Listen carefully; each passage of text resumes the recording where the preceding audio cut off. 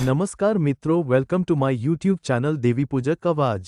આજના આ વિડીયોમાં સીએસસીના માધ્યમથી પાન કાર્ડમાં સુધારો કઈ રીતે કરવો તે સમજીશું। સૌથી પહેલા વીએલઈ પોતાના સીએસસી એકાઉન્ટમાં લોગિન કરો।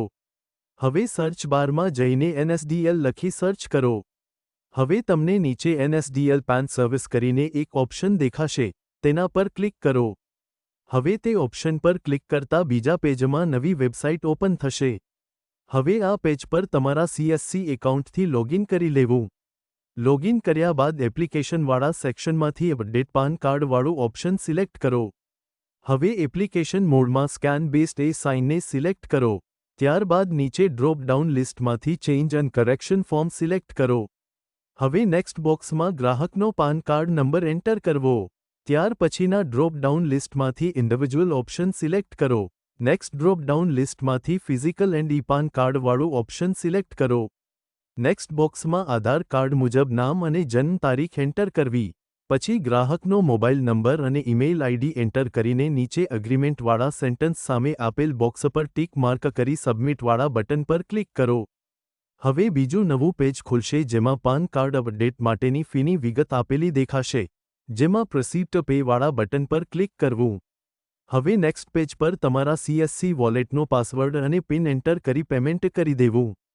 પેમેન્ટ થયા બાદ નેક્સ્ટ પેજ પર તમારો CSC register mobile number enter કરી સબમિટ કરતા એક ઓટીપી આવશે, જેને એન્ટર કરી આગળ વધવું।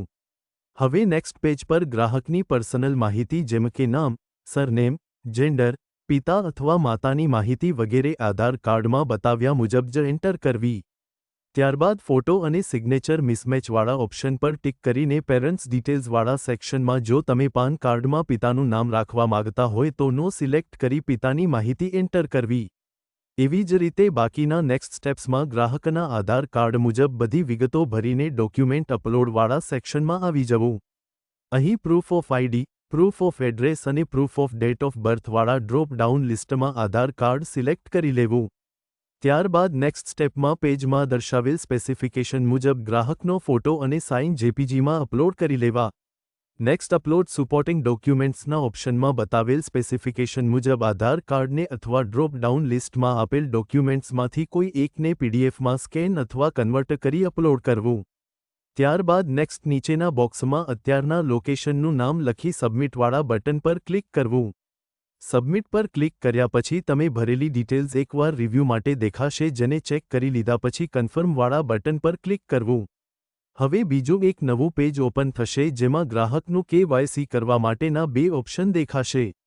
એક ઓપ્શનમાં આધાર રજિસ્ટર મોબાઈલના ઓટીપીથી વેરિફિકેશન થઈ શકે છે અને બીજા ઓપ્શનમાં બાયોમેટ્રિક એટલે કે ફિંગરપ્રિન્ટથી વેરિફિકેશન થઈ શકે છે। તો અહીં હું આધાર ઓટીપીવાળું ઓપ્શન સિલેક્ટ કરી રહ્યો છું। હવે બીજું નવું પેજ ઓપન થશે જેમાં ગ્રાહકનો આધાર નંબર એન્ટર કરી એગ્રીમેન્ટના બોક્સ પર ટિક કરીને સેન્ડ ઓટીપી પર ક્લિક કરો।